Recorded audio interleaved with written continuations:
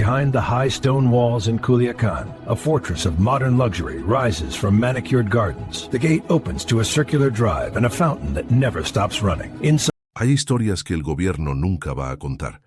Hay operaciones que desaparecen de los archivos oficiales, capturas que nunca se anuncian en conferencias de prensa, prisioneros que existen en un limbo donde ni siquiera sus propios abogados saben dónde están.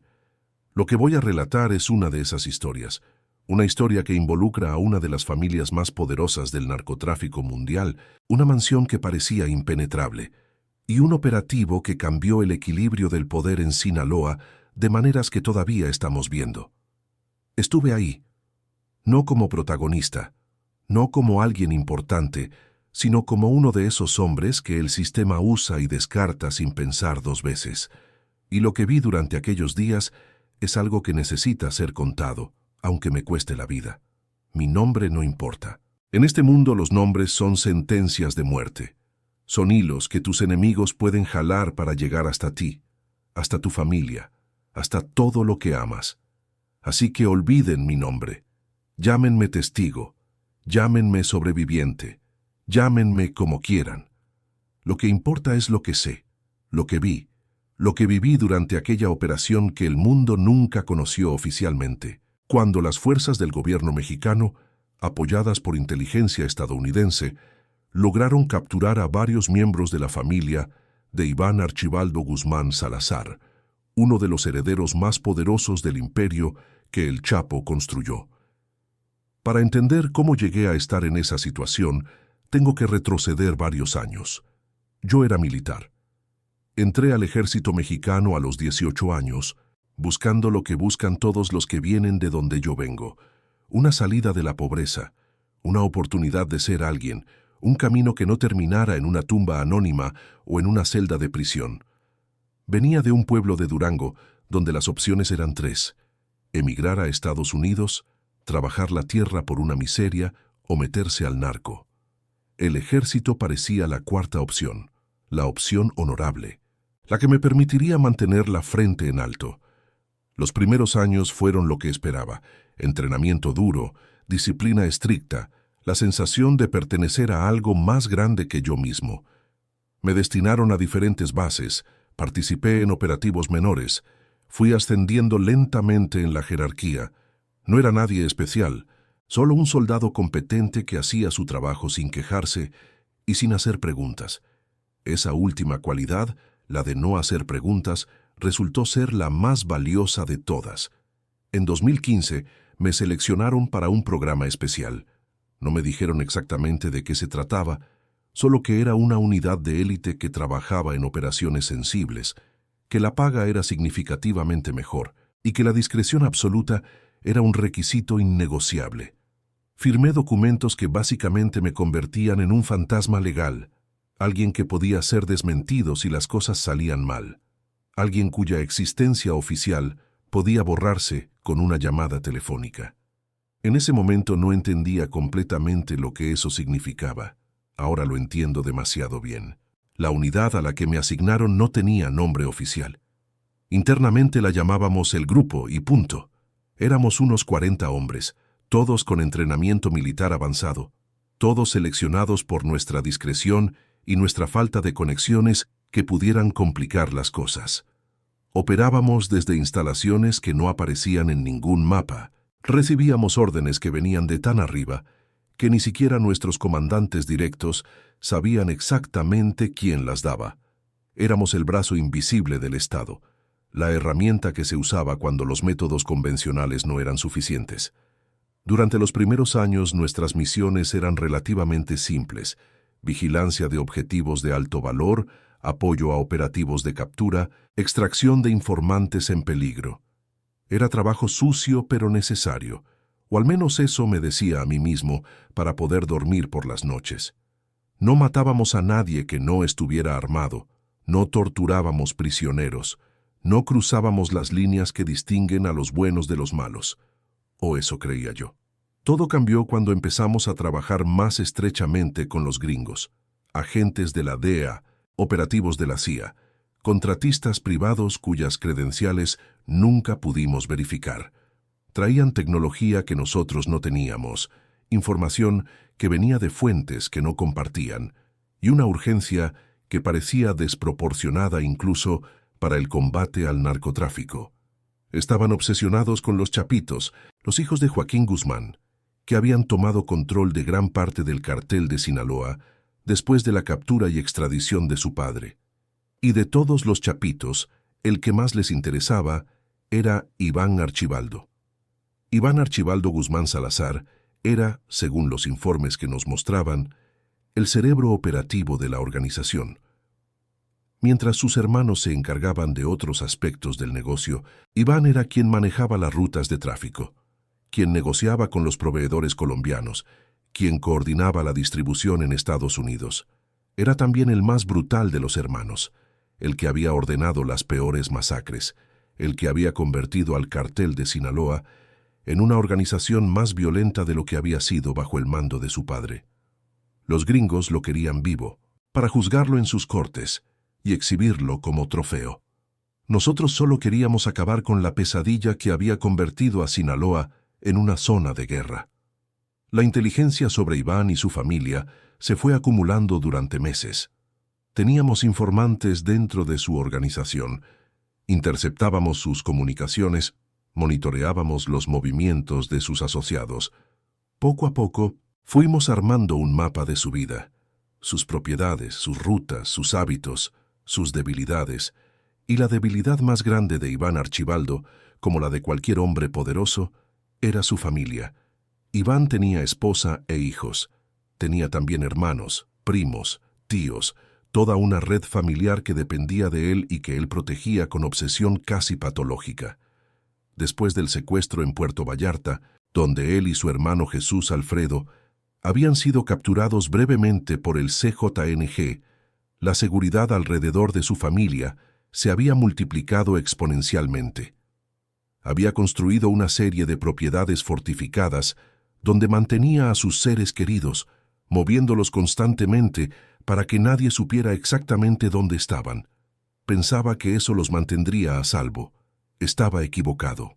La mansión donde eventualmente los encontramos estaba en las afueras de Culiacán, escondida en una zona residencial de lujo donde los narcotraficantes se mezclaban con empresarios legítimos y políticos corruptos. Era una propiedad impresionante, construida en un terreno de más de 2 hectáreas, rodeada por muros de 6 metros de altura, coronados con alambre electrificado. Había torres de vigilancia en las esquinas, cámaras por todas partes, sensores de movimiento que cubrían cada centímetro del perímetro. El acceso era controlado por un equipo de seguridad de más de 20 hombres armados las 24 horas del día. Era, en teoría, inexpugnable. Pero ninguna fortaleza es inexpugnable cuando alguien de adentro decide hablar. El informante, cuyo nombre nunca supe, era alguien cercano al círculo de Iván, alguien que tenía acceso a información privilegiada sobre los movimientos de la familia. No sé qué lo motivó a traicionar, tal vez dinero, tal vez venganza, tal vez miedo a ser el próximo en la lista de purgas que Iván realizaba periódicamente para mantener la lealtad de su gente. Lo que sé es que la información que proporcionó fue exacta, detallada, y suficiente para planificar el operativo más ambicioso en el que participé durante mi tiempo en el grupo. La planificación tomó semanas. Estudiamos cada aspecto de la mansión, desde la ubicación de las cámaras hasta los horarios de cambio de guardia, desde las rutas de escape hasta los puntos débiles en el sistema eléctrico. Construimos una maqueta a escala de la propiedad en una de nuestras instalaciones secretas y ensayamos el asalto docenas de veces, refinando cada movimiento, anticipando cada posible complicación. Los gringos aportaron tecnología de punta, drones de vigilancia indetectables, inhibidores de señal que bloquearían todas las comunicaciones en un radio de kilómetros, equipos de visión nocturna de última generación. Éramos un ejército pequeño, pero perfectamente equipado, preparado para todo. Los ensayos eran agotadores.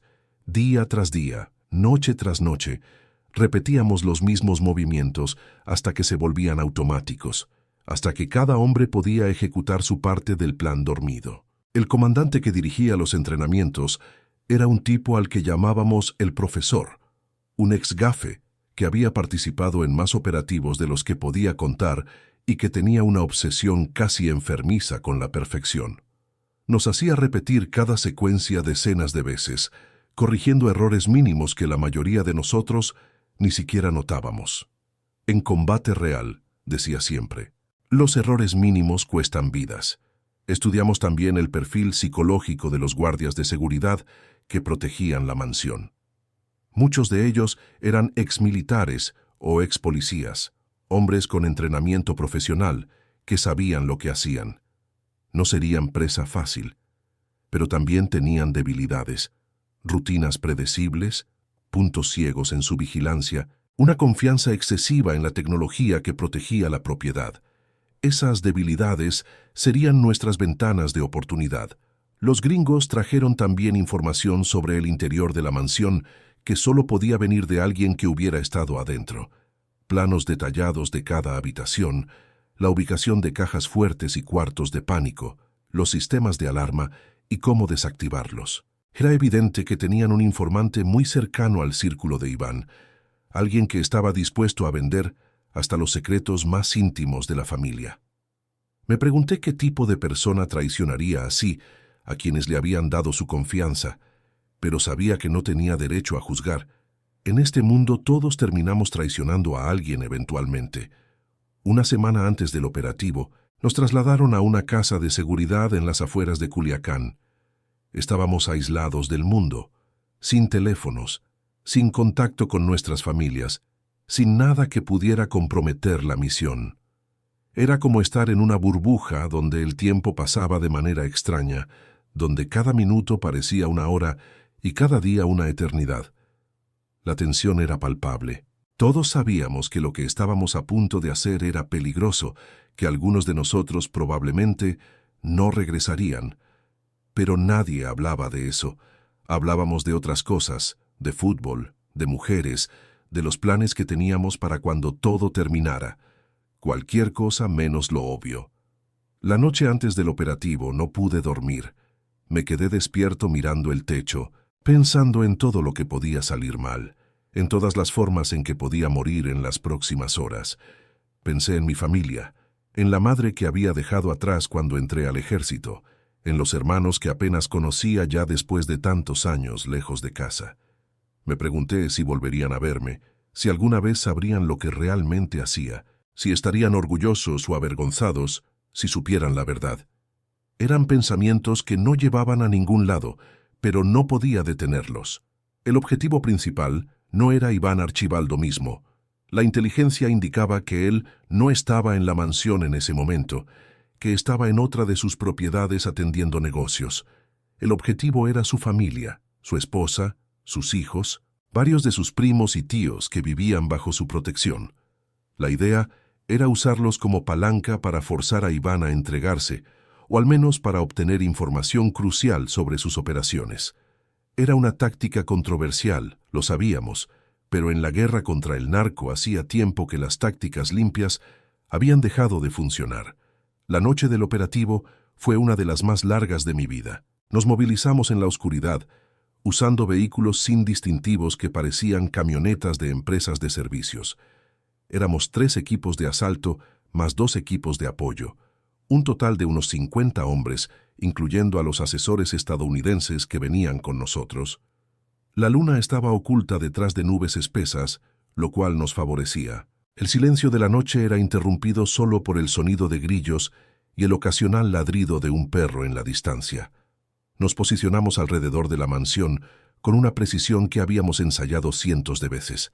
Cada hombre sabía exactamente dónde debía estar, qué debía hacer, cómo reaccionar ante cada posible escenario. A las 3 de la madrugada, cuando la vigilancia humana está en su punto más bajo, dimos la señal. Los inhibidores se activaron, cortando todas las comunicaciones en la zona. Simultáneamente, un equipo especializado cortó la electricidad de la propiedad. En un instante, la mansión pasó de fortaleza iluminada a tumba oscura y silenciosa. Lo que siguió fue caos controlado. Entramos por 3 puntos diferentes, usando cargas explosivas para abrir brechas en los muros. Las detonaciones fueron ensordecedoras, diseñadas tanto para crear puntos de entrada como para desorientar a los defensores. El humo y el polvo llenaban el aire, dificultando la visión, pero también proporcionándonos cobertura. Nos movíamos como sombras a través de los jardines, utilizando la oscuridad y la confusión a nuestro favor. Los guardias de seguridad, sorprendidos y sin comunicaciones, reaccionaron de forma desorganizada. Algunos intentaron reagruparse en puntos defensivos, pero los habíamos estudiado tan bien que anticipábamos cada movimiento. Había sido un error de ellos confiar tanto en la tecnología, en los muros altos, en la sensación de invulnerabilidad que da vivir en una fortaleza. Cuando todo eso falló al mismo tiempo, no tenían un plan B. Nosotros sí. El primer enfrentamiento serio fue en el vestíbulo de la entrada principal. Un grupo de 4 guardias se había atrincherado detrás de pilares de mármol, disparando hacia la puerta principal por donde entraba uno de nuestros equipos. Los destellos de los disparos iluminaban la oscuridad como relámpagos. El sonido de las balas rebotando en las paredes de piedra creaba un eco infernal. Uno de los nuestros cayó en ese primer intercambio, una bala en el cuello que lo mató antes de que tocara el suelo. No hubo tiempo para procesarlo. En combate, los muertos se lloran después. Flanqueamos la posición de los guardias entrando por las ventanas laterales. Fue un movimiento coordinado, 3 hombres por cada lado, aprovechando que su atención estaba fija en la puerta principal. Cuando abrimos fuego desde sus flancos, no tuvieron oportunidad. Cayeron uno tras otro, sus cuerpos desplomándose sobre el mármol manchado de sangre. Revisamos que estuvieran muertos, recogimos sus armas y seguimos adelante. El tiempo era crucial.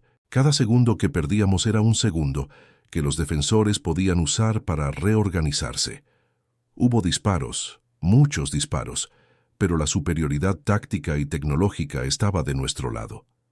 En menos de 10 minutos habíamos neutralizado a la mayoría de la resistencia y teníamos control de la planta baja de la mansión.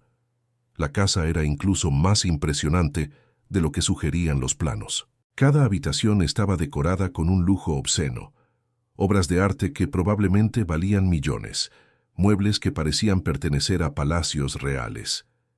Era un monumento al poder del narcotráfico, una demostración de hasta dónde podía llegar la riqueza cuando no había leyes ni límites morales. La resistencia más feroz vino de un grupo de guardaespaldas que se habían atrincherado en el segundo piso, donde estaban las habitaciones de la familia. Sabían que si nos dejaban pasar, todo estaba perdido. Así que pelearon con la desesperación de quienes no tienen nada que perder. El intercambio de disparos duró casi 20 minutos, los más largos de mi vida. Vi caer a 2 de mis compañeros, alcanzados por balas que atravesaron los chalecos que supuestamente nos protegían. Vi también cómo los guardaespaldas enemigos caían uno por uno, hasta que el silencio se impuso sobre el estruendo de las armas. Cuando finalmente entramos a las habitaciones, encontramos lo que buscábamos. La esposa de Iván estaba ahí, abrazando a sus hijos pequeños, tratando de protegerlos con su propio cuerpo.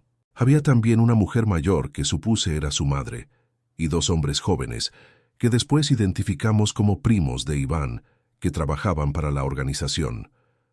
Todos estaban aterrorizados, como es natural cuando un ejército invade tu hogar en medio de la noche y mata a todos los que intentan defenderte. Los tratamos con profesionalismo, o al menos eso nos dijimos a nosotros mismos. No hubo golpes innecesarios, no hubo humillaciones gratuitas. Los esposamos, los sacamos de la mansión, los subimos a vehículos que esperaban afuera. Todo según el protocolo, todo según el plan. Pero mientras lo hacíamos, no podía dejar de ver los ojos de esos niños, la forma en que nos miraban como si fuéramos monstruos salidos de sus peores pesadillas. Y me pregunté, no por primera vez, si no tendrían razón. El traslado fue rápido y sin incidentes. Llevamos a los prisioneros a una instalación segura cuya ubicación no voy a revelar, un lugar que oficialmente no existe, donde personas que oficialmente no están detenidas pueden ser interrogadas sin las molestas complicaciones del debido proceso legal. Los gringos estaban eufóricos, felicitándose mutuamente, como si hubieran ganado la final del Super Bowl. Para ellos esto era un gran golpe, una victoria que presumir ante sus superiores en Washington. Para nosotros, los que habíamos disparado las armas y visto morir a compañeros, era solo otro día en una guerra que no tenía fin. Lo que pasó en los días siguientes es algo que todavía me cuesta procesar. Los interrogatorios comenzaron casi inmediatamente, dirigidos principalmente por los estadounidenses, con nuestra asistencia. Querían información sobre las operaciones de Iván, sobre las rutas de tráfico, sobre los contactos en el gobierno mexicano que protegían al cartel. Y estaban dispuestos a hacer lo que fuera necesario para obtenerla. La instalación donde teníamos a los prisioneros era un lugar que no debería existir. Estaba ubicada en una zona industrial abandonada, un conjunto de bodegas que desde afuera parecían vacías, pero que por dentro habían sido convertidas en un centro de detención extraoficial. No había registros de quienes entraban o salían, no había supervisión judicial, no había absolutamente ninguna de las salvaguardas legales que supuestamente protegen incluso a los peores criminales. Era un agujero negro legal, el tipo de lugar donde las reglas normales simplemente no aplicaban. Los interrogadores estadounidenses eran profesionales, eso había que reconocerlo. Habían sido entrenados en técnicas que maximizaban la extracción de información mientras minimizaban las marcas físicas visibles.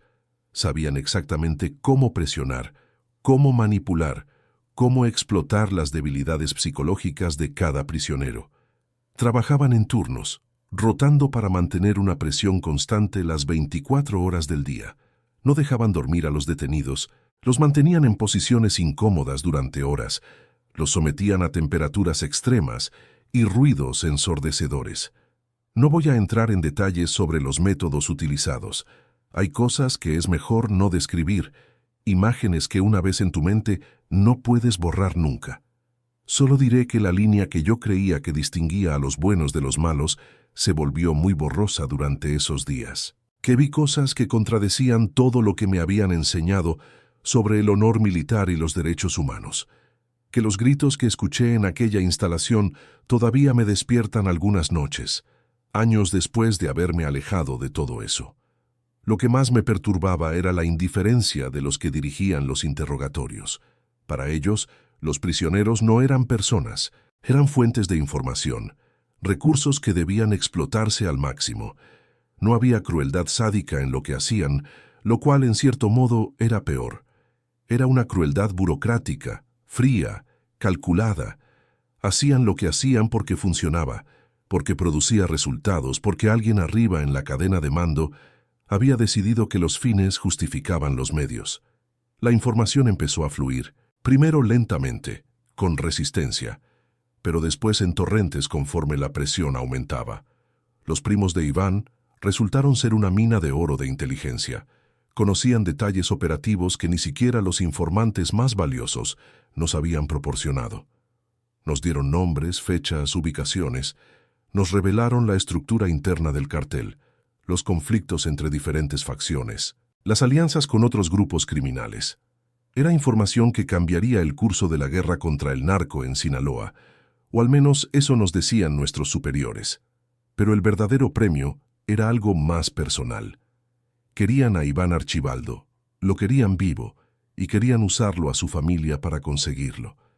Se estableció contacto con él a través de intermediarios, se le informó de la situación de sus seres queridos, se le presentaron las opciones.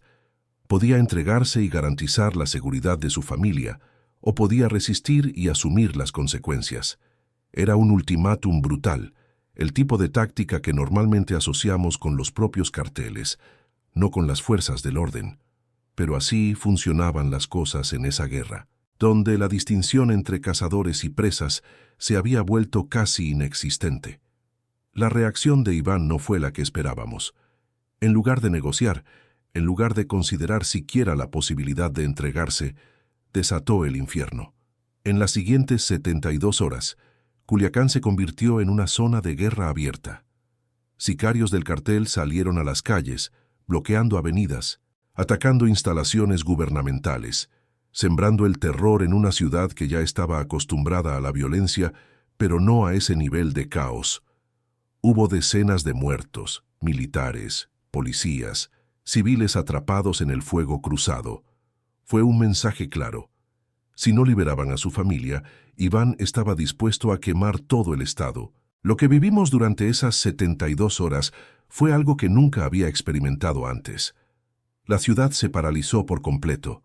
Las escuelas cerraron, los comercios bajaron sus cortinas, la gente se encerró en sus casas con miedo de salir. En las calles principales había barricadas de camiones incendiados, tiroteos espontáneos que estallaban sin previo aviso, columnas de humo que se elevaban desde diferentes puntos de la ciudad. Era como si la guerra civil, que todos temían, finalmente hubiera llegado. Nosotros estábamos encerrados en la instalación donde teníamos a los prisioneros, viendo las noticias con una mezcla de horror y fascinación. Los sicarios de Iván habían atacado una base militar, liberando a varios reos que estaban bajo custodia. Habían emboscado a una patrulla de la Marina, matando a 6 elementos. Habían secuestrado a familias de militares, amenazando con ejecutarlas si no liberábamos a la familia de su jefe. Era una escalada de violencia que superaba todo lo que habíamos visto antes. Recuerdo la cara del coronel que comandaba nuestra unidad cuando recibió las noticias de cada nuevo ataque. Era un hombre duro, curtido por décadas de combate, pero incluso él parecía abrumado por lo que estaba pasando. Intentaba mantener la calma, darnos órdenes coherentes, pero se notaba que la situación lo superaba. No teníamos suficientes hombres para responder a todos los frentes, no teníamos la inteligencia necesaria para anticipar los siguientes movimientos del cartel, no teníamos nada más que los prisioneros que ahora parecían más una maldición que un triunfo. Los gringos, mientras tanto, presionaban para que mantuviéramos la posición. Para ellos, ceder ante la violencia sería sentar un precedente desastroso, demostrar que el terrorismo funcionaba, invitar a otros carteles a usar las mismas tácticas. Pero ellos no eran los que estaban muriendo en las calles. Ellos no eran los que tenían familias en esa ciudad sitiada. Ellos podían permitirse el lujo del principio porque no pagaban el precio del principio. El gobierno, bajo una presión que venía de todas direcciones, empezó a vacilar. Los estadounidenses presionaban para mantener la línea dura, para no ceder ante el terrorismo del narco. Pero los políticos mexicanos, viendo las imágenes de la violencia en los noticieros, temiendo por sus propias carreras y tal vez por sus propias vidas, empezaron a buscar una salida. Hubo reuniones de emergencia, llamadas telefónicas a medianoche, negociaciones de las que nosotros, los soldados de a pie, solo teníamos información fragmentaria. El desenlace llegó de manera anticlimática, como suelen llegar las cosas importantes. Una mañana, nos informaron que los prisioneros serían transferidos a otra instalación. Pero la transferencia nunca se completó. En algún punto del camino, los vehículos fueron desviados. Los prisioneros fueron entregados a personas que no eran autoridades oficiales, y la operación que había costado vidas y recursos incalculables se evaporó como si nunca hubiera existido. Oficialmente, la captura de la familia de Iván Archibaldo nunca sucedió. No hay registros, no hay archivos, no hay nada que pruebe que alguna vez estuvieron bajo custodia del gobierno. Lo que sí hubo fueron consecuencias. Los agentes estadounidenses que habían participado fueron retirados del país discretamente, enviados a otras asignaciones donde pudieran seguir haciendo su trabajo lejos del escrutinio público.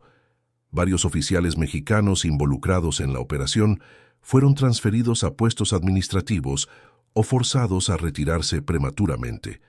Y nosotros, los miembros del grupo que habíamos ejecutado el operativo, fuimos dispersados, enviados a diferentes unidades en diferentes partes del país, separados para que no pudiéramos hablar entre nosotros sobre lo que habíamos visto. A mí me ofrecieron 2 opciones: aceptar un retiro anticipado con una pensión generosa y la promesa de que nadie me molestaría mientras mantuviera la boca cerrada, o enfrentar las consecuencias de lo que llamaron irregularidades administrativas en mi expediente. No era una elección real. Firmé los papeles, recibí el dinero y me convertí en otro exmilitar con demasiados secretos y ningún lugar donde contarlos. Los primeros meses de mi nueva vida fueron extraños. Después de años viviendo en la estructura rígida del ejército y de El Grupo, la libertad se sentía como una forma de castigo. No sabía qué hacer conmigo mismo, cómo llenar las horas, cómo interactuar con personas normales que no sabían nada sobre el mundo del que yo venía. Intenté conseguir trabajos normales, pero siempre terminaba sintiéndome fuera de lugar, como un extraterrestre tratando de hacerse pasar por humano. Me mudé a una ciudad donde no conocía a nadie, buscando empezar de cero en un lugar sin conexiones con mi pasado.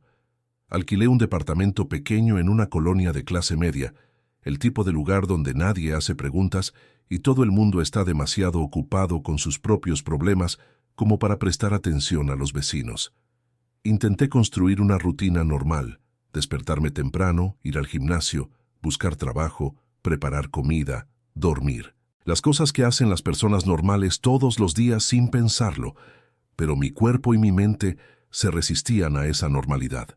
Después de años de vivir en alerta constante, no podía simplemente relajarme. Cada sonido fuerte me hacía brincar. Cada persona que caminaba detrás de mí me ponía nervioso. Cada carro desconocido estacionado cerca de mi edificio me parecía sospechoso. El entrenamiento que me había mantenido vivo durante años ahora se había convertido en una prisión, un estado de hipervigilancia del que no podía escapar. El alcohol se convirtió en mi compañero durante esa época. No estoy orgulloso de admitirlo, pero es la verdad. Bebía para olvidar, para dormir sin pesadillas, para silenciar las voces en mi cabeza que me preguntaban constantemente si lo que había hecho estaba bien o mal. Bebía hasta que el mundo se volvía borroso y los recuerdos perdían su filo. Fue un período oscuro del que casi no salgo, un pozo del que tuve que escalar lentamente, un día a la vez. Hubo un momento en que toqué fondo. Desperté en un hospital sin saber cómo había llegado ahí, con un médico diciéndome que mi hígado estaba dañado y que si seguía así no viviría para ver los 40. Miré mi reflejo en la ventana de la habitación y no reconocí al hombre que me devolvía la mirada. Estaba flaco, ojeroso, con una barba descuidada y ojos que parecían vacíos. Pensé en mi madre, en lo que sentiría si me viera así, y por primera vez en meses sentí algo parecido a la vergüenza. Ese día decidí que tenía que cambiar. No fue una epifanía dramática, no fue un momento de iluminación espiritual. Fue simplemente la comprensión fría de que si seguía por ese camino, iba a morir, y que a pesar de todo lo que había visto y hecho, todavía no estaba listo para morir. Busqué ayuda. Encontré un grupo de apoyo para veteranos con problemas de adicción. Empecé a trabajar en mí mismo, de maneras que nunca había considerado necesarias. Lo que me salvó, irónicamente, fue la misma curiosidad que me había metido en problemas durante mi tiempo en el grupo. Empecé a investigar por mi cuenta, a seguir las noticias sobre el cartel de Sinaloa, a tratar de entender qué había pasado realmente con la operación de la mansión y por qué todo había terminado como terminó. Lo que descubrí me hizo entender que la realidad era mucho más complicada de lo que había imaginado, que las fuerzas en juego iban mucho más allá de una simple guerra entre el gobierno y los narcotraficantes. Pasé meses recopilando información de fuentes públicas, cruzando datos, conectando puntos que a primera vista no parecían relacionados. Leí todo lo que pude encontrar sobre la historia del cartel de Sinaloa, sobre los Chapitos, sobre las operaciones del gobierno en su contra. Seguí las pistas de dinero, los movimientos políticos, los cambios en las estructuras de poder que coincidían sospechosamente con eventos que yo había presenciado de primera mano. Lo que encontré fue perturbador. La corrupción no era algo que infectaba al sistema desde afuera, era parte constitutiva del sistema mismo. Había funcionarios de alto nivel que recibían pagos regulares del cartel, no como sobornos esporádicos, sino como parte de una nómina establecida. Había operativos que fallaban porque alguien avisaba con anticipación, capturas que no se concretaban porque llegaban órdenes de abortar en el último momento. prisioneros que eran liberados sin explicación. El Estado mexicano no estaba perdiendo la guerra contra el narco. En muchos sentidos, el Estado mexicano era parte del narco. La liberación de la familia de Iván Archibaldo había sido parte de un acuerdo más amplio, una negociación que involucraba a niveles del gobierno mexicano que yo ni siquiera sabía que existían. Había dinero de por medio, mucho dinero, pero también había otros factores, compromisos políticos, información sensible que el cartel tenía sobre funcionarios importantes, amenazas que iban más allá de la violencia en las calles. El narco y el Estado estaban tan entrelazados que era imposible atacar a uno sin dañar al otro. Y al final, los que tenían más que perder decidieron que era mejor soltar a los prisioneros que enfrentar las consecuencias de mantenerlos. Descubrí también que nuestra operación no había sido la primera vez que el gobierno capturaba y después liberaba a miembros importantes del cartel. Era un patrón que se repetía una y otra vez, una danza macabra donde las capturas servían más como herramientas de negociación que como pasos hacia la justicia. Los narcotraficantes lo sabían, el gobierno lo sabía, todos los involucrados lo sabían. Solo el público general permanecía ignorante, alimentado con una narrativa de buenos contra malos que no tenía relación alguna con la realidad. Esta realización me destrozó lo que quedaba de mi fe en el sistema. Había arriesgado mi vida, había visto morir a compañeros, había participado en actos que violaban todo lo que creía correcto y todo para nada. Los malos seguían libres, los buenos estaban muertos o silenciados, y el juego continuaba como si nada hubiera pasado. Era una farsa, una obra de teatro sangrienta, donde todos interpretábamos papeles, sin saber que el final ya estaba escrito. Pasaron los años. Me alejé de México, busqué un lugar donde pudiera empezar de nuevo sin el peso de mi pasado. Encontré trabajo, reconstruí algo parecido a una vida normal. Aprendí a vivir con los recuerdos en lugar de luchar constantemente contra ellos. Pero nunca olvidé. No podría olvidar aunque quisiera. La mansión, el operativo, los rostros de esos niños mirándome con terror, todo permanece grabado en mi memoria con una claridad que el tiempo no ha podido erosionar. Seguí las noticias sobre los Chapitos desde lejos. Vi cómo Iván Archibaldo y sus hermanos consolidaban su poder, cómo se convertían en los narcotraficantes más buscados del mundo, cómo la guerra entre ellos y otros grupos criminales seguía cobrando vidas inocentes. Vi también cómo eventualmente, años después de la operación en la que participé, algunos de ellos fueron capturados en circunstancias muy diferentes, entregados a Estados Unidos como parte de acuerdos que nunca se hicieron públicos completamente. El ciclo continuaba, solo cambiaban los nombres y las fechas. La mansión donde capturamos a la familia de Iván ya no existe como la conocí. Según las noticias que pude encontrar, fue abandonada después del operativo, saqueada por vecinos oportunistas y eventualmente demolida para construir algo nuevo. Los muros que creíamos impenetrables se convirtieron en escombros. La fortaleza del narcotraficante se transformó en un terreno baldío que no guardaba ningún rastro de lo que había ocurrido ahí. Es como si la historia se hubiera borrado a sí misma, como si el pasado se negara a dejar evidencia. Pero la evidencia está en las memorias de los que estuvimos ahí.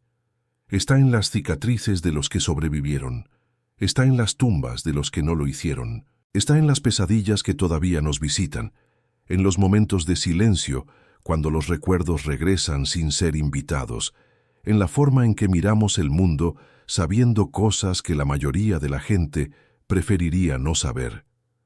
Cuento esta historia ahora porque siento que es necesario, porque la versión oficial de la guerra contra el narco es una mentira construida para consumo público, una narrativa simplificada donde hay buenos y malos claramente definidos, donde las autoridades siempre actúan con honor y los criminales siempre reciben su merecido.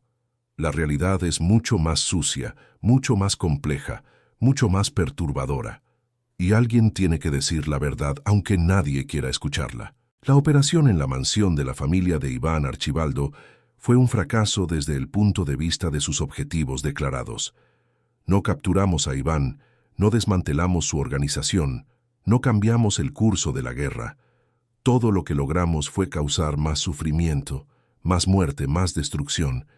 Y al final, los prisioneros fueron liberados porque el sistema estaba demasiado corrompido como para permitir que la justicia siguiera su curso. Pero fue también una ventana a la realidad de cómo funcionan las cosas en México. Una demostración de hasta dónde están dispuestos a llegar todos los bandos en esta guerra sin fin. Una prueba de que las líneas entre el Estado y el crimen organizado se han difuminado hasta ser casi invisibles. Y un recordatorio de que los que más sufren siempre son los mismos. Los soldados de a pie que ejecutan órdenes sin entender el contexto completo, los civiles atrapados en medio del fuego cruzado, las familias destrozadas por una violencia que parece no tener fin. No tengo soluciones que ofrecer. No sé cómo arreglar un sistema tan profundamente roto. Solo sé que el silencio es complicidad, que callar es permitir que las mentiras sigan propagándose, que la verdad tiene un valor aunque no pueda cambiar nada por sí misma. Por eso cuento esta historia. Por eso arriesgo lo poco que tengo. Por eso abro esta ventana a un mundo que preferiría permanecer oculto. La mansión donde capturaron a la familia de Iván Archibaldo existió. La operación ocurrió. Las consecuencias fueron las que fueron. Y ahora ustedes lo saben. Lo que hagan con este conocimiento es algo que solo ustedes pueden decidir. Pueden creerme o pueden pensar que soy un mentiroso buscando atención. Pueden indignarse o pueden encogerse de hombros y seguir con sus vidas. Pueden compartir esta historia o pueden olvidarla en cuanto terminen de leerla. Todas esas son opciones válidas y no tengo derecho a juzgar a nadie por elegir una u otra. Lo único que les pido es que recuerden que detrás de los titulares sobre la guerra contra el narco hay historias reales, personas reales, sufrimiento real. Que la violencia que vemos en las noticias no es abstracta, no es entretenimiento, no es algo que pasa en otro planeta. Es algo que afecta a millones de mexicanos todos los días, que destruye familias, que arruina vidas, que deja cicatrices que nunca sanan completamente. Y que el sistema que supuestamente nos protege de esa violencia es parte del problema tanto como los criminales que dice combatir. Esa es tal vez la verdad más difícil de aceptar, pero es la verdad que vi con mis propios ojos durante mis años en el grupo. Hagan con ese conocimiento lo que su conciencia les dicte. Crean o no crean, difundan o guarden silencio, indígnense o miren hacia otro lado. Esa decisión les corresponde a ustedes. Yo ya hice mi parte. Ya conté lo que sabía. Ya solté el peso que cargaba. El resto está más allá de mi control, como siempre estuvo. Desde el momento en que entré a ese mundo pensando que podía hacer la diferencia, sin saber que el sistema estaba diseñado para que nadie pudiera hacerla. Esa es la lección más dura que aprendí, y es la lección que ahora comparto con ustedes, para que sepan cómo funciona realmente la guerra contra el narco, para que entiendan por qué nunca termina, para que vean detrás de la cortina de mentiras oficiales, y para que, tal vez algún día, algo cambie. Aunque esa esperanza, después de todo lo que vi, es cada vez más difícil de sostener. Pero es lo único que me queda, lo único que no me han podido quitar. La esperanza de que contar la verdad sirva de algo, de que mi historia no sea solo un grito en el vacío, de que alguien escuche, entienda y actúe. Aunque sea solo una persona, aunque sea solo un pequeño cambio, sería suficiente, más que suficiente. Sería la redención que he buscado todos estos años, la prueba de que no todo fue en vano, de que el sufrimiento tuvo algún propósito, de que la verdad al final importa. Eso es todo lo que puedo ofrecer, mi verdad, mi testimonio, mi confesión. La historia de la mansión donde capturaron a la familia de Iván Archibaldo, contada por alguien que estuvo ahí, que lo vio todo y que decidió hablar, contra todas las advertencias, a pesar de todos los riesgos, porque el silencio ya no era una opción, porque la verdad necesitaba salir, porque alguien tenía que contarla, y ese alguien resulté ser yo.